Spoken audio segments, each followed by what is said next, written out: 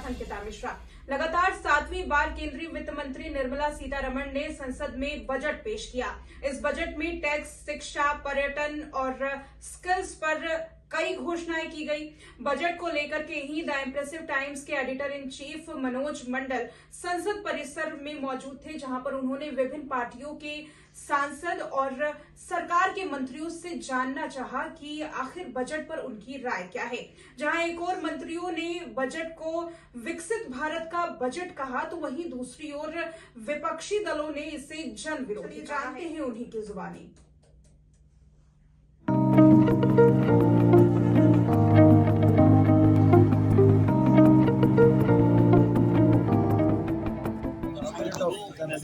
So your party has also been saying that some features from the Nyay Patra, specifically internship program, have been taken from the like I said, no substantial measure to check rising inflation and rising unemployment in the country.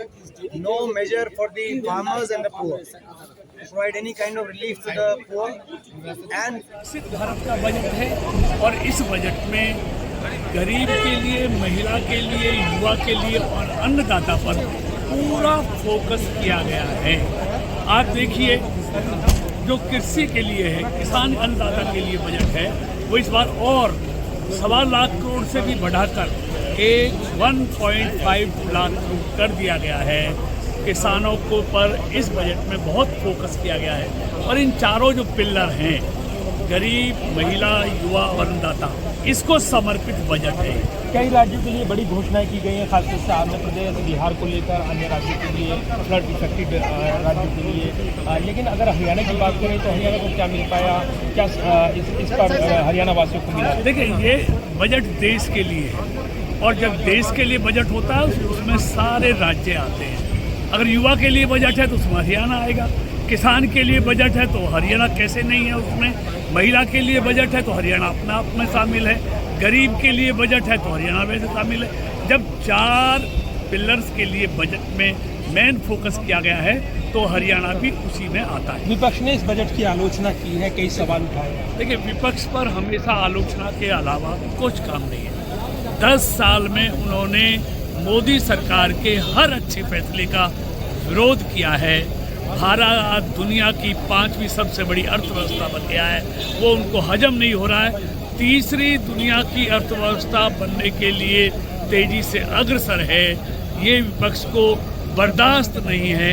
इसलिए हर अच्छे budget का वो आप देखेंगे विरोध करती नजर आएगी। मंत्री जी, स्किल डेवलपमेंट में जो कांग्रेस का कहना है कि जो मैंने पदयात्रा किया जिसका, उसी को बीजेपी ने कॉपी किया आज बजट में, कि युवाओं के लिए हम स्किल डेवलपमेंट और ट्रेनिंग करेंगे। क्या ठीक है, मतलब अब उसको कॉपी करेंगे तो ये कैसे काम चलेगा?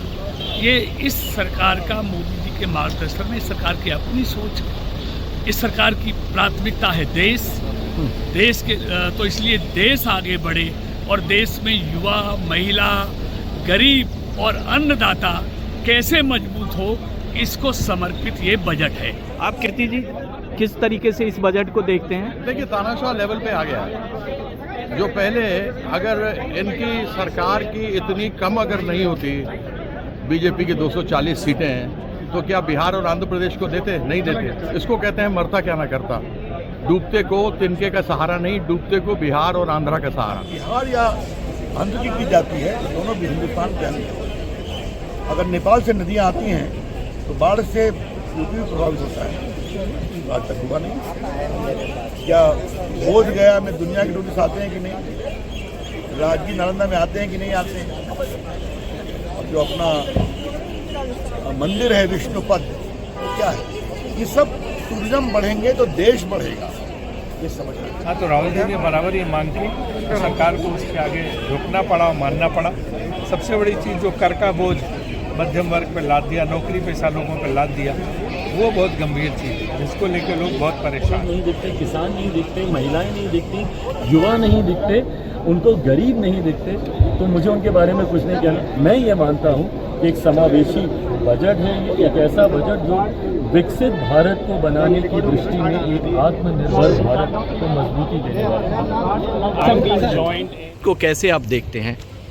अच्छा, एक बात बताइए जी। ना तो आपने अग्निवीर पर कुछ कहा, ना MSP पर आपने कीमत दाम बढ़ाने की बात की थी, उस पर कुछ कहा, ना रोज़गार के लिए जो थी चर्चा हो रही है। 2 करोड़ से होते होते रोज़गार ख़त्म हो गया है। 58 लाख लगभग रोज़गार गए 10 साल है, तो सामने में सारी चीज़ें हैं। और हम नहीं कर रहे हैं, ये आप उठा करके देखेंगे तो आपको पता चलेगा कि कितने रोज़गार चले गए। ये 7 सालों में 18 लाख रुपये बना, 54 लाख नौकरियाँ गई जी। ये मैं नहीं कह रहा हूँ। अब आप हमको एक बात बताइए, बिहार में पहली बार आप गए थे तो द्वारिकाधीश और जदवंश की बात करके विशेष राज की बात आपने गांधी मैदान में इस डायरेक्शन में है। और ये कोई एंड नहीं है। आज जो मिला है, इस सरकार अभी 5 साल चलेगी। तो 5 साल में बिहार में ये तो शुरुआत है। मैं आपके चैनल के माध्यम से बता दूं और जिम्मेवारी से बता रहा हूं, ये शुरुआत है। अगले 5 साल में बिहार का कायाकल्प हो जाएगा। अगले जो बिहार का जो आप देख रहे हैं, क्योंकि एक बेस नीतीश जी ने बना दिया, यहाँ से एक जंप बिहार को मारना। समथिंग अबाउट व्हाट यू से। Haibi Eden, Member of Parliament from Ernakulam.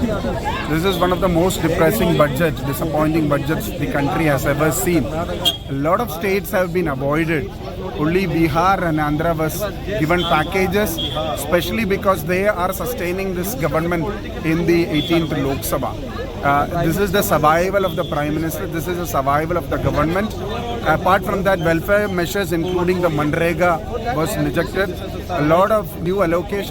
सरकार की प्राथमिकताओं में किसान भी है, युवा भी है, महिलाएं भी हैं, और हमने देखा कि कैसे सरकार ने युवाओं के लिए खास प्रावधान किए हैं इस बजट में। हमारे 20 लाख के करीब युवा हैं जिनको कौशल प्रशिक्षण किया जाए। में ग्रोथ तो करते हैं, लेकिन साथ साथ में रोजगार के अवसरों का भी सृजन करते हैं। और मैं आज के इस बजट के लिए, इस निर्णय के लिए आदरणीय वित्त मंत्री जी का और प्रधानमंत्री जी का और a tool for country's growth.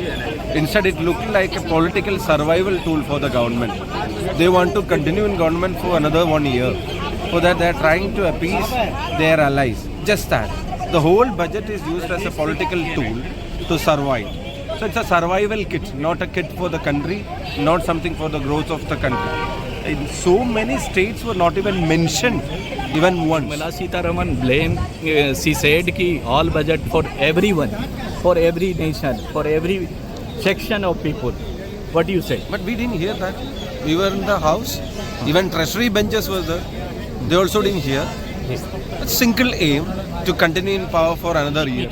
We'll discuss everything thread. Thank you. तो ये थी अलग अलग सांसद और मंत्रियों की बजट पर राय। फिलहाल आपको क्या कहना है बजट पर, कमेंट करके जरूर अपनी राय हमारे साथ साझा करें। वीडियो को लाइक करें, शेयर करें, चैनल पर नए हैं तो सब्सक्राइब जरूर करें।